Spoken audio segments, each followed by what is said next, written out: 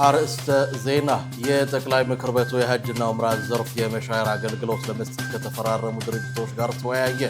በዓለም አቀፍ ወቅታዊ ሁኔታዎች ምክንያት የነዳጅ አቅርቦት ላይ የዋጋ ማስተካከያ ማድረጉን የንግድና ቀጠናዊ ትስስር ሚኒስቴር አስታወቀ።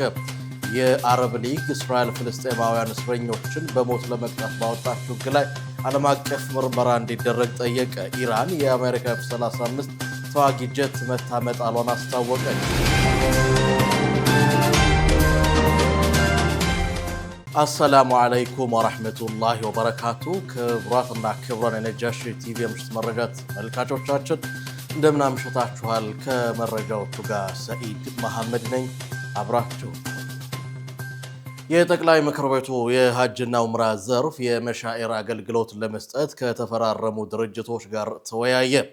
የኢትዮጵያ እስልምና ጉዳዮች ጠቅላይ ምክር ቤት በምክትል ፕሬዝዳንት ማዕረግ የሐጅና ዑምራ ዘርፍ ኃላፊ ዶክተር መሐመድ ሷሊህ እና ልኡካቸው ለ1447ኛው ዓመተ ሂጅሪያ የአራህማን እንግዶች የመሻኢር አገልግሎት ለመስጠት ውል ከፈረመው ድርጅት ጋር ተወያይቷል።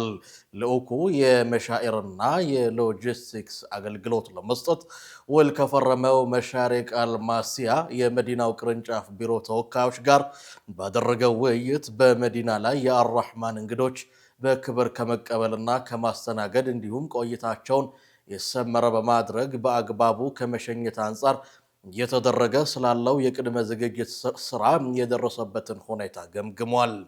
በግምገማውም የሁጃጆች የመዲና አቀባበልና መስተንግዶ፣ የፓስፖርት ቅንጅት፣ የኑሱክ ካርድ ክፍፍል እንዲሁም ወደ መካ የሚደረገውን የሽኝት መርሃ ግብርን የተሻለ ለማድረግ በቂ ዝግጅት መደረጉን ተመልክቷል። የመሻኢር አገልግሎት አቅራቢ ድርጅቱ የአራህማን እንግዶችን በአግባቡ ተቀብሎ ለማስተናገድና ለመሸኘት በቴክኖሎጂ የታገዘ የተቀናጀ ስራ ከወዲሁ እየሰራ እንደሚገኝ በውይይቱ አመላክቷል። ዘገባው የኢትዮጵያ እስልምና ጉዳዮች ጠቅላይ ምክር ቤት ነው።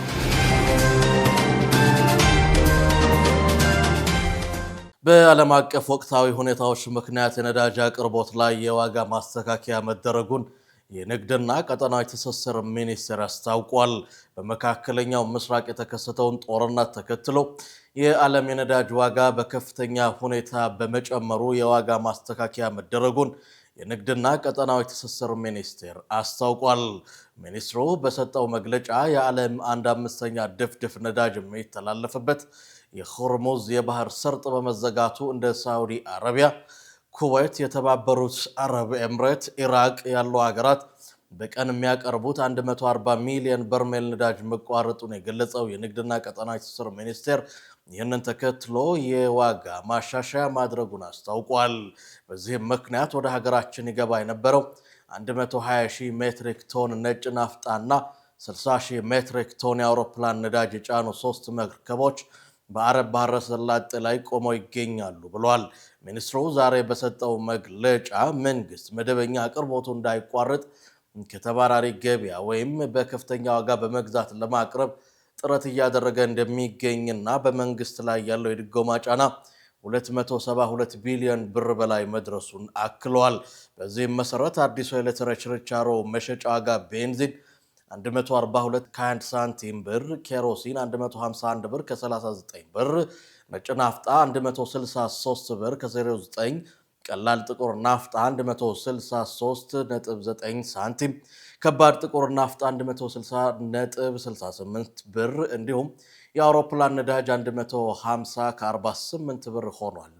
የቀጥታ ተጠቃሚዎች የነጭ ናፍጣ መሸጫ ዋጋ ደግሞ 210 ብር ሆኖ ተደንግጓል ብሏል። ሚኒስቴሩ በቅደም ተከተሉ መሰረት ነዳጅ የሚያጓጉዙ ቦቴዎች፣ የወጪና ገቢ ምርት ተሽከርካሪዎች፣ የመሰረታዊ ፍጆታና የኤክስፖርት ምርት አምራች ኢንዱስትሪዎች፣ ቁልፍ የመንግስትና የግል ልማት ፕሮጀክቶች፣ መካናይዝድ እርሻዎች፣ የጸጥታና ደህንነት ተቋማት፣ የህዝብ ማመላለሻ ተሽከርካሪዎች፣ የጤና አገልግሎቶች፣ የቴሌኮም ታወር ስራዎች፣ የምርጫ ስራዎች፣ የውሃና መብራት አጣዳፊ ስራዎች፣ የሚዲያና ሰብአዊ አገልግሎቶች እንዲሁም ከፍተኛ የተማሪ ቁጥር ያለባቸው ዩኒቨርሲቲዎች የቅድሚያ አገልግሎት የሚያገኙ መሆናቸውን አስታውቋል። ህብረተሰቡ ይህን አስቸጋሪ ወቅት ለመሻገር በሚደረገው ጥረት ተገቢውን ድጋፍና ትብብር እንዲያደርግ ጥሪ አቅርቧል።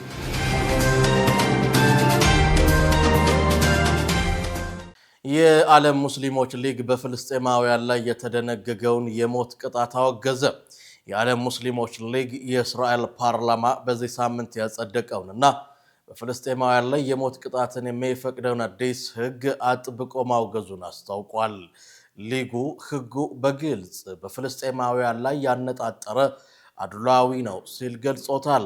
አዲሱ ሕግ በወረራ ስር ባለው የዌስት ባንክ ግዛት ውስጥ በእስራኤላውያን ላይ ገዳይ የሽብር ጥቃት ፈጽመዋል ተብለው በሚከሰሱ ፍልስጤማውያን ላይ የሞት ቅጣት ዋነኛው መቅጫ እንዲሆን ይደነግጋል። ሊጉ በዌስት ባንክ የሚገኙ ፍልስጤማውያን ወታደራዊ ፍርድ ቤት የሚዳኙ ሲሆን የእስራኤል ዜጎች በሲቪል ፍርድ ቤት መዳኘታቸው አድሏዊ ነው ብሏል። የህጉ አጻጻፍ በሲቪል ፍርድ ቤትም ቢሆን የሞት ቅጣቱ ተፈጻሚ የሚሆነው በፍልስጤማውያን ላይ ብቻ እንዲሆን የሚያደርግ መሆኑን ተመልክቷል። የዓለም ሙስሊሞች ሊግ ዋና ጸሐፊና የሙስሊም ምሁራን ድርጅት ሰብሳቢ የሆኑት መሐመድ አልኢሳ በሰጡት መግለጫ ይህ ህግ የእስራኤል መንግስት ለፍልስጤማውያን ህይወት ክብርና መብት ያለውን ንቀት የሚያሳይ ነው ብለዋል። ድርጊቱ ስልታዊ በሆነ ጭቆናን፣ ዘረኝነትንና በታሳሪዎች ላይ የሚፈጸምን ኢሰብአዊ አያያዝ በግልጽ ያንጸባርቃል በማለት ገልጸዋል። ሊጉ በመግለጫው ማጠናቀቂያ ላይ የተለያዩ ሀገራት የውጭ ጉዳይ ሚኒስትሮች ህጉን በመቃወም ያስተላለፉትን ውሳኔ እንደሚደግፍ ገልጿል።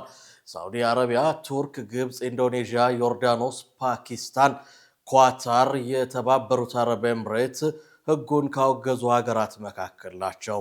የእስራኤል የአሁኑ እርምጃ በቀጠናው ያለውን ውጥረት ይበልጥ ሊያባብሰው እንደሚችል የሰብአዊ መብት ተሟጋቾች ስጋታቸውን እየገለጹ ይገኛል።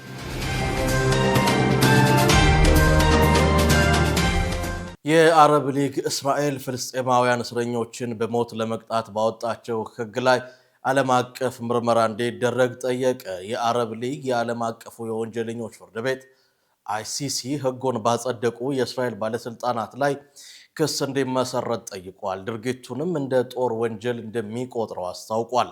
የአረብ ሊግ ትላንት ሐሙስ በሰጠው መግለጫ እስራኤል በፍልስጤማውያን እስረኞች ላይ የሞት ቅጣት እንዳይጣል የሚፈቅደውን ህግ ማጽደቋን ተከትሎ ዓለም አቀፉ የወንጀለኞች ፍርድ ቤት አይሲሲ አስቸኳይ የወንጀል ምርመራ እንዲጀምር ጥሪ ቀርቧል። ይህ ጥሪ የቀረበው መቀመጫውን በካይሮ ያደረገው የአረብ ሊግ በዚህ ሳምንት መጀመሪያ ላይ በእስራኤል ፓርላማ የጸደቀውን ህግ አስመልክቶ ባካሄደው አስቸኳይ ስብሰባ ማጠቃለያ ባወጣው የውሳኔ ሀሳብ ነው።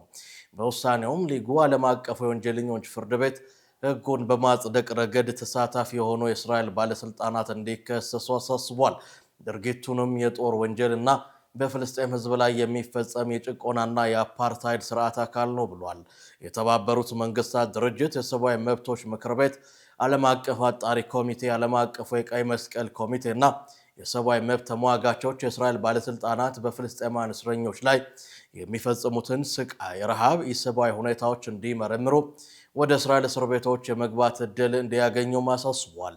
በተጨማሪም የአረብና ኢስላማዊ ጉባኤ በጋራ የተቋቋመው የህግ ክትትል ክፍል የህጉን አፈጻጸም እንዲመዘግብና ለዓለም አቀፍ ፍርድ ቤቶች የሚቀርቡ ክሶችን እንዲያዘጋጅ እንዲሁም የፍልስጤምና ዓለም አቀፍ የመብት ተሟጋች ቡድኖች ስለ እስረኞች ሁኔታ ወቅታዊ ሪፖርቶችን እንዲያቀርቡ ትዕዛዝ አስተላልፏል። የአረብ ሊግ በመግለጫው ለአረብ ፓርላማ፣ ለአረብ የፓርላማዎች ህብረት፣ ለብሔራዊ የአረብ ፓርላማዎች ጥምረት ባስተላለፈው ጥሪ የእስራኤል ክኔሴት በዓለም አቀፉ የፓርላማዎች ህብረትና በሌሎች የፓርላማ አካላት ውስጥ ያለው አባልነት እንዲታገድና በአባላቱ የቅጣት እርምጃ እንዲወሰድ ጠይቋል። የእስራኤል ፓርላማ ክኔሴት በፍልስጤማውያን እስረኞች ላይ ያወጣውን አወዛጋቢ ህግ ሰኞ ዕለት አጽድቆታል። ህጉ ፍርድ ቤቶቹ ጥፋተኛ በተባሉ ፍልስጤማውያን ላይ የአቃቤ ህግ ጥያቄ ሳይኖርና የዳኞች ሙሉ ስምምነት ሳይጠየቅ የሞት ቅጣት እንዲጥሉ ይፈቅዳል። ይህ ህግ በወረራ ስር ባለው የዌስት ባንክ ዳርቻ ፍልስጤማውያንን በሞት ለመቅጣት በተቋቋሙ ወታደራዊ ፍርድ ቤቶች ላይ ተፈጻሚ ይሆናል። ኢራን የአሜሪካን ኤፍ-35 ተዋጊ ጀት መታ መጣሏን አስታወቀች። የቀጠናው ውጥረት በከፍተኛ ሁኔታ በጨመረበት በዚህ ወቅት የኢራን እስላማዊ አብዮታዊ ጋርድ IRGC ዛሬ በሀገሪቱ ማዕከላዊ ክፍል የአሜሪካንን ዘመናዊ ኤፍ-35 ተዋጊ ጀት መቶ መጣሉን ገልጿል። የኢራን አብዮታዊ ጋርድ ጀቷን የጣለው በአዲስና ዘመናዊ አየር መከላከያ ስርዓት በመጠቀም መሆኑን ተስኒም የዜና ወኪል ዘግቧል። አውሮፕላኑ በመመታቱ ምክንያት ሙሉ በሙሉ መውደሙን የጠቀሰው መግለጫው በዚህም ሳቢያ የአብራሪው ዕጣ ፈንታ ምን እንደሆነ ማወቅ አልተቻለም ብለዋል። ኢራን ከአንድ ወር ባነሰ ጊዜ ውስጥ የአሜሪካን F-35 ጀት መትቼ ጣልኩ ብላ ስታሳውቅ ለሁለተኛ ጊዜ ነው። የመካከለኛው ምስራቅ ቀጠና ካለፈው ወር ጀምሮ አሜሪካና እስራኤል በኢራን ላይ የአየር ጥቃት ከከፈቱ በኋላ ከፍተኛ ውጥረት ውስጥ ገብተው ይገኛሉ። በወቅቱ በተሰነዘረው ጥቃት የሀገሪቱ የበላይ መሪ አያቶላ አሊ ኻሜኒን ጨምሮ ከ1340 በላይ ሰዎች መገደላቸውን መረጃዎች ያመለክታሉ። ኢራን ለዚህ ጥቃት ምላሽ ለመስጠት በእስራኤል፣ በዮርዳኖስ፣ በኢራቅ የአሜሪካ የጦር ሰፈሮች በሚገኙባቸው የባህረ ሰላጤው ሀገራት ላይ የሰው አልባ አውሮፕላንና የሚሳኤል ጥቃቶችን በመሰንዘር ላይ ትገኛለች። አሜሪካ በዛሬው የኤፍ-35 ጀት መውደቅ ዙሪያ የሰጠችው ይፋዊ ምላሽ የለም። የኢራን ፕሬዝደንት በአሜሪካና እስራኤል ጠባጫሪነት ሳቢያ ዓለም ከባድ ዋጋ እየከፈለ ነው አሉ። የኢራኑ ፕሬዝደንት መሱድ ፔዜሽኪያን በጦርነቱ ሳቢያ የዓለም ሕዝብ እየከፈለ ስላለው መስዋዕትነት ይቅርታ ጠይቀዋል። ፔዜሽኪያን ከፊንላንድ አቻቸው አሌክዛንደር ስቶብ ጋር ባደረጉት የስልክ ውይይት አሜሪካና እስራኤል እየፈጸሙት ያለውን ጥቃት አውግዘው ዓለም አቀፉ ማህበረሰብ የዚህን ጥቃት ዋጋ እየከፈለ መሆኑን ገልጸዋል። ፕሬዝደንቱ ኢራን በዲፕሎማሲያዊ ሂደት ላይ እያለች በአንድ ዓመት ውስጥ ለሁለተኛ ጊዜ ጥቃት እንደተፈጸመባት ገልጸው ይህ ድርጊት ከፍተኛ የሰውና የቁሳቁስ ጉዳት ማድረሱን አስረድተዋል። ፔዜሽኪያን የዚህ ህገወጥ ጦርነት መዘዝ በኢራን ወይም በአካባቢው ብቻ የተገደበ ሳይሆን ዓለም አቀፍ ህግን የሚጥስ በመሆኑ ሁሉም መንግስታት ወሳኝ ምላሽ እንዲሰጡ ጥሪ አቅርበዋል። በውይይቱ ወቅት የአውሮፓ ህብረት ምላሽን የነቀፉት ፕሬዝደንቱ አንዳንድ አባል ሀገራት ኃላፊነት የሚሰማው አቋም ሲይዙ፣ ሌሎች ግን በተለይ በሲቪሎችና በመሰረተ ልማት ላይ የሚሰነዘሩ ጥቃቶች ዙሪያ አድሏዊ ምላሽ መስጠታቸውን ተናግረዋል። ኢራን ራሷን የመከላከል መብት እንዳላት አክለው የገለጹት ፕሬዝደንቱ ቴህራን ግጭቱን ማስፋት እንደማትፈልግ ነገር ግን ብሔራዊ ደህንነቷንና ሉዓላዊነቷን የግዛት አንድነቷን ለመጠበቅ አስፈላጊውን ምላሽ እንደምትሰጥ አረጋግጠዋል። በተጨማሪም በሆርሙዝ የባህር ወሽመጥ ማንኛውንም የውጭ ጣልቃ ገብነት እንደማይቀበሉ ገልጸው በአሁኑ ጊዜ በባህረ ሰላጤ ውስጥ ያለው አለመረጋጋት የአሜሪካና የእስራኤል ወታደራዊ እርምጃዎች ውጤት መሆኑን አብራርተዋል።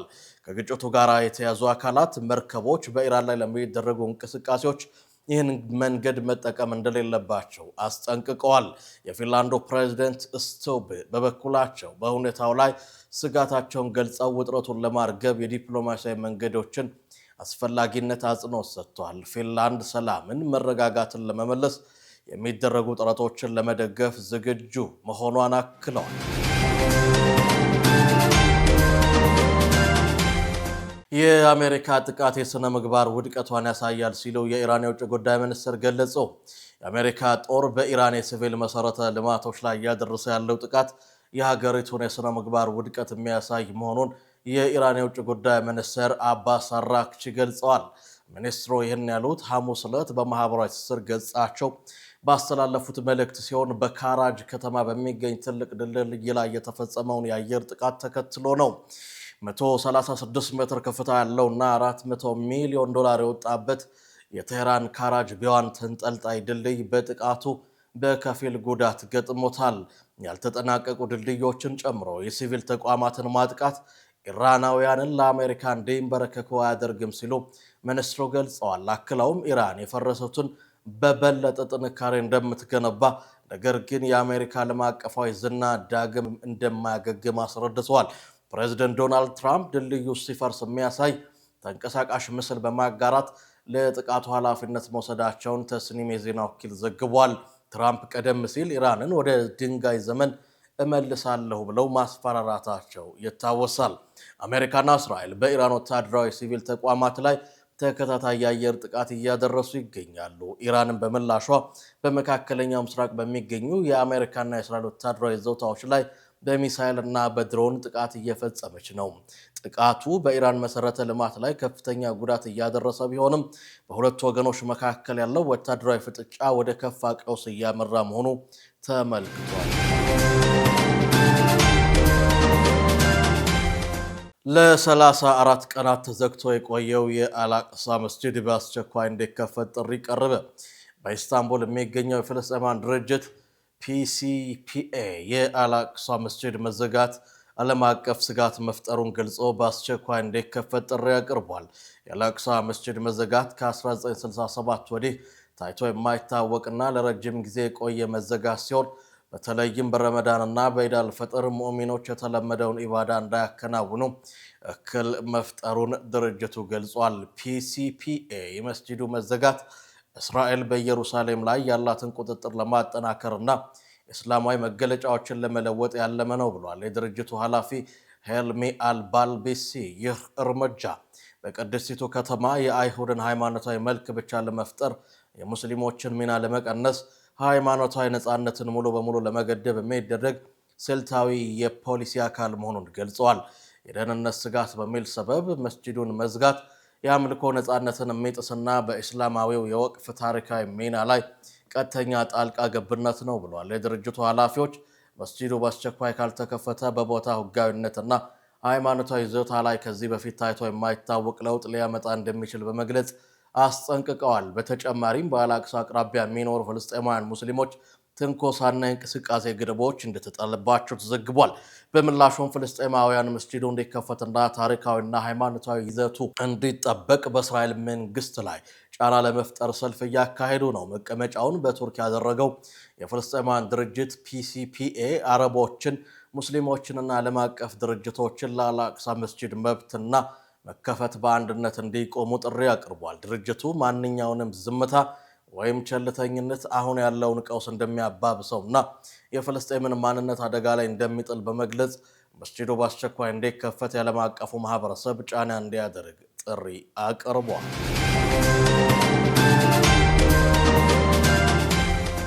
ከአባል ለመጀመሪያ ጊዜ ያዩት ፍልስጤማውያን ልጆች በደስታ እንባ ታጅበው ታይተዋል።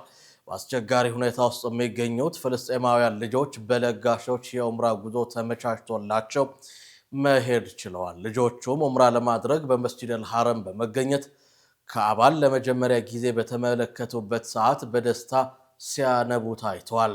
ፍልስጤማውያኑ ልጆች በሀገራቸው ጋዛ ለሚገኙ ቤተሰቦቻቸው ዱዓ ማድረጋቸው ተነግሯል።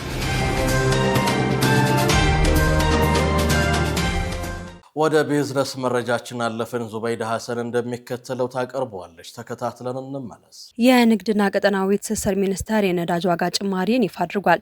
ሚኒስቴሩ ባወጣው መግለጫ ተግባራዊ የሚሆኑ አዳዲስ የነዳጅ ምርቶችን የችርቻሮ መሸጫ ዋጋ ነው ይፋ ያደረገው። በዚህም ቤንዚን 142 ብር ከ21 ሳንቲም፣ ነጭ ናፍጣ 163 ብር ከ09 ሳንቲም፣ ኬሮሲን ወይም ደግሞ የኩራዝ ናፍጣ 151 ብር ከ39 ሳንቲም፣ ቀላል ጥቁር ናፍጣ 163 ብር ከ98 ሳንቲም፣ ከባድ ጥቁር ናፍጣ 160 ብር ከ68 ሳንቲም፣ የአውሮፕላን ነዳጅ ደግሞ 150 ብር ከ48 ሳንቲም እንዲሸጥ ተወስኗል ተብሏል። መንግስት ባሳለፍነው መጋቢት 1 ቀን 2018 ዓመት ተመሳሳይ የዋጋ ጭማሪ አድርጎ የነበረ ሲሆን የዋጋ ማሻሻያውን የዓለም አቀፍ የነዳጅ ዋጋን መሰረት በማድረግ መወሰኑንም አስታውቋል። በሆርሙዝ ሰርጥ በተፈጠረው መስተጓጎል በግዢ ሂደት ላይ የነበረ ከ180 ሺህ ሜትሪክ ቶን በላይ ነዳጅ አለመቅረቡን ሚኒስተሩ መግለጹም ይታወቃል።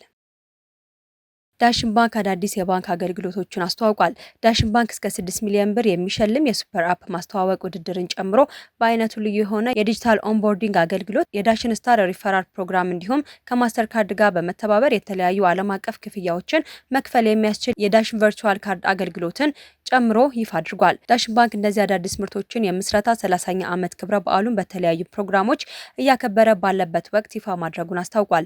በዚህም ዳሽን ባንክ ካስተዋወቃቸው አዳዲስ የባንክ ምርቶች መካከል በኢትዮጵያ የፋይናንስ ዘርፍ የመጀመሪያው ነው የተባለለትን የዲጂታል ኦንቦርዲንግ አገልግሎት ተጠቃሽ ነው። ይህም አገልግሎት ሰዎች የፋይዳ መታወቂያቸውን በመጠቀም እጃቸው ላይ ባለው ስልክ የዳሽን ባንክ አካውንት እንዲከፍሉ የሚያስችላቸው ነው ተብሏል። ዳሽን ሪፈራል ወይም ደግሞ ዳሽን ለወዳጅ አገልግሎት ደግሞ የዳሽን ባንክ አካውንትን ለሚያስከፍቱ ሰዎች የሚሸልምበት አገልግሎት መሆኑንም ባንኩ አስታውቋል። ሌላኛው የባንኩ ምርት ዳሽን ባንክ ሱፐር አፕ ነው። ይህም ደንበኞች ከአነስተኛ የቤት መገልገያ እስከ ትልልቅ መገልገያዎች ድረስ መሸመት እንደሚያስችላቸውም ተነግሯል። ተብሏል።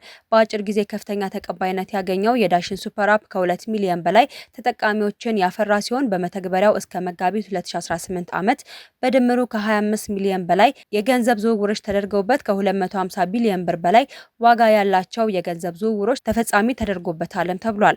ዳሽን ባንክ ካስተዋወቃቸው 4 ምርቶቹ መካከል ዳሽን ባንክ የቲክቶክ ይዘት የፈጠራ ውድድር ይገኝበታል። ዳሽን ባንክ ባዘጋጀው የቲክቶክ ይዘት የፈጠራ ውድድር ላይ ሰዎች የፈጠራ ችሎታቸውን በመጠቀም ዳሽን ባንክ ሱፐር አፕን በማስተዋወቅ ላሸነፉ በድምሩ 6 ሚሊዮን ብር ሽልማት ማዘጋጀቱን አስታውቋል። በሌላ በኩል ደግሞ ከማስተር ካርድ ጋር በመተባበር የተለያዩ ዓለም አቀፍ ክፍያዎችን መክፈል የሚያስችል የዳሽን ቨርቹዋል ካርድ አገልግሎትን ይፋ አድርጓል። ይህም አገልግሎት በዳሽን ሱፐር አፕ ላይ የቀረቡ የቨርቹዋል ካርድ ሲሆን እንደ አሊባባ፣ አማዞን፣ ኔትፍሊክስን ጨምሮ ሌሎች ዓለም አቀፍ ክፍያዎችን መክፈል ያስችላልም ተብሏል። ዛምቢያ የነዳጅ ዋጋን ጭማሪ ለመክታት ተጨማሪ እሴት ታክስና የነዳጅ ቀረጥን ለ3 ወራት ማንሳቷ ተሰምቷል።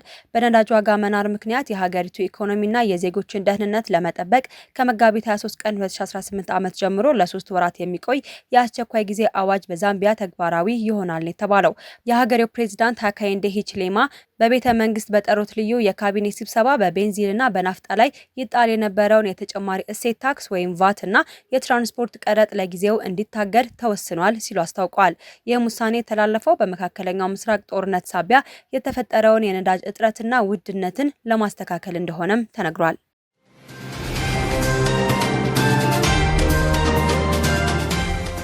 በመጨረሻም ወደ ቴክኖሎጂ መረጃችን እናልፋለን። ሀያት ከማል እንደሚከተለው አዘጋጅተዋለች።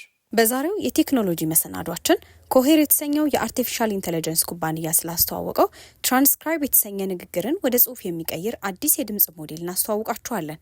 ኮሄር የተሰኘው የአርቲፊሻል ኢንተለጀንስ ኩባንያ ያስተዋወቀው አዲሱ ንግግርን ወደ ጽሑፍ የሚቀየር ቴክኖሎጂ ወይም ሞዴል ትራንስክራይብ ይባላል። ይህ ሞዴል ማንኛውም ሰው በነፃ ሊጠቀምበት የሚችል ሲሆን ዋና ተግባሩም የድምጽ መዝገቦችን ወደ ጽሑፍ መቀየርና ንግግሮችን መተንተን ነው። ሞዴሉ መጠኑ አነስተኛ በመሆኑ መደበኛ ኮምፒውተሮች ላይ ለመጠቀም አመቺ ነው። በአሁኑ ወቅት ወደ እንግሊዝኛ፣ አረብኛ፣ ቻይንኛና ፈረንሳይኛ ያሉ 14 ዋና ዋና ቋንቋዎችን ከንግግር ወደ ጽሑፍ መቀየር ይችላል። ኮሄር እንደሚለው ትራንስክራይብ ሌሎች ኩባንያዎች ከሰሯቸው ተመሳሳይ መተግበሪያዎች በተሻለ ትክክለኛ መረጃ የመመዝገብ ብቃት አለው። በሙከራ ወቅትም የቃላት ስህተት የመስራት እድሉ ከሌሎቹ በጣም ዝቅተኛ ሆኖ ተገኝቷል። ሰዎች የትርጉሙን ጥራትና አጠቃቀም በገመገሙበት ወቅትም ሞዴሉ ከሌሎች መሰል መተግበሪያዎች በ61 በመቶ ብልጫ አሳይቷል። እንደ ቴክ ክራንች ዘገባ የዚህ ሞዴል አንዱ አስገራሚ ጎን ፍጥነቱ ሲሆን የ525 ደቂቃ ወይም 8 ሰዓት የድምጽ ፋይልን በአንድ ደቂቃ ውስጥ ብቻ ወደ ጽሑፍ መቀየር ይችላል። ክቡራትና ክቡራን የነጃሺ ቲቪ የምሽት መረጃ ተመልካቾቻችን የዕለቱን የምሽት መረጃ በዚሁ አገባደድን። ከቀሪ ነጃሺ ቲቪ የምሽት መሰናዶ ጋር መልካም ምሽት።